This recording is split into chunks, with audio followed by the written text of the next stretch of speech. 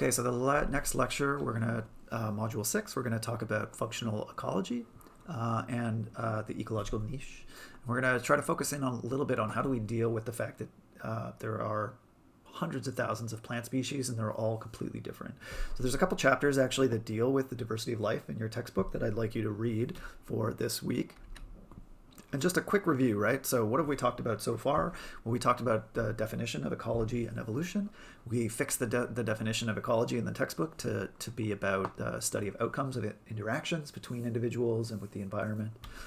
We defined evolution by natural selection as basically requiring three things: heritable variation, struggle for existence, and the idea that the variation influences the struggle. And we talked about how these things feed back on each other, where you have sort of an ecological theater and an evolutionary play. We also talked about there are other mechanisms of evolution that largely have to do with changing the amount of heritable variation. These are migration, genetic drift, sorry, I think I called this gene flow also, but gene flow, genetic drift, and mutation, that these are mainly in the realm of Damon's world for this part of the class. We also talked about how you can study ecology at a bunch of different levels, and so far we really only talked about populations and individual level plant growth changes. But we're sort of on the road to communities. Just a bit of review about what we talked about with population ecology. Remember, we talked about how populations have this intrinsic rate of increase, this capacity to grow exponentially, but that they don't grow exponentially. There's usually something in the carrying, something that limits their growth in the environment with these density-dependent processes, and so that populations have a carrying capacity. But we haven't talked that much about how the fact that species are not the same, right? This picture has 50 or maybe 60 species in it, and they're all wildly different. Some of them are grasses, some of them have purple flowers, some of them are trees. It's really wet down in this area, right? And so then the question becomes, how do we deal with the complexity of ecological systems? Right, so every place on Earth is shared by coexisting organisms. We know already that coexisting species are limited by characteristics of the environment, but that we've also seen how they're limited by different types of biotic interactions, right? We saw in our jack pine example that or at least we hypothesized that pine beetles might be part of what limits where jack pine is in the world. We've talked a little bit about competition already, and we're going to get to enemy attack and cooperation later in the week. Right? And so all of these interactions with the environment and with other species and individuals control the population sizes of species, which we've seen, and also how they can coexist. You could think of this as, which species have non-zero population sizes, or another way would be, we could think about where do populations have negative growth rates. So the point of all this is just to say that there's an awful lot going on in an ecological system, and we need some way of simplifying it.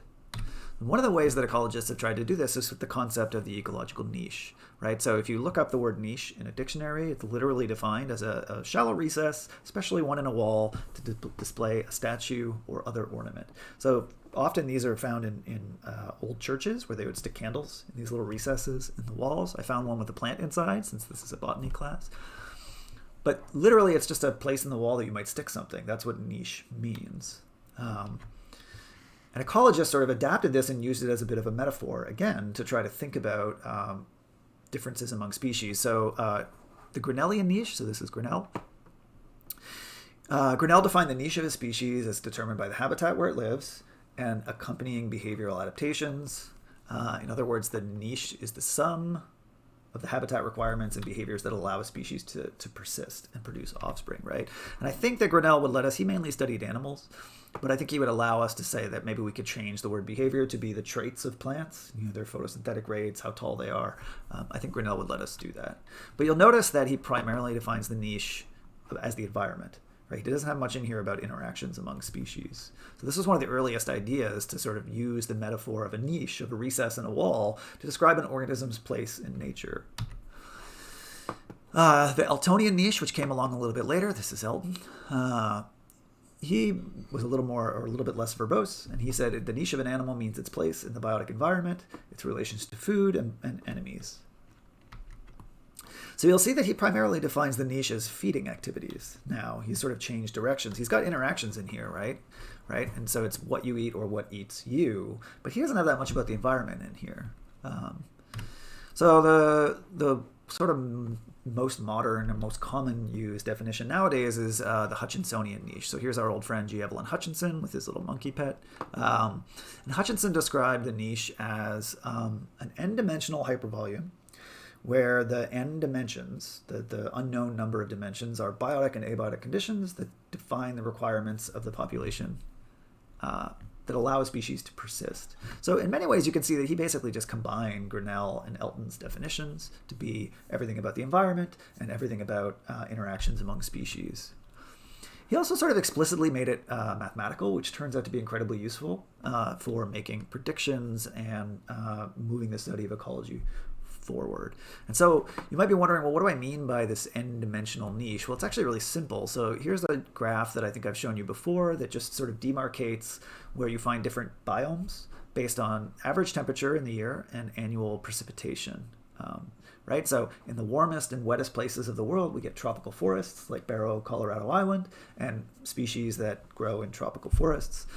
In similarly warm but dry areas, we get deserts, and maybe there are things like cacti and other things in there too. So basically, this is a two-dimensional volume, each one of these spaces, right? We can draw a border around the moisture and temperature conditions that tropical plants require to persist.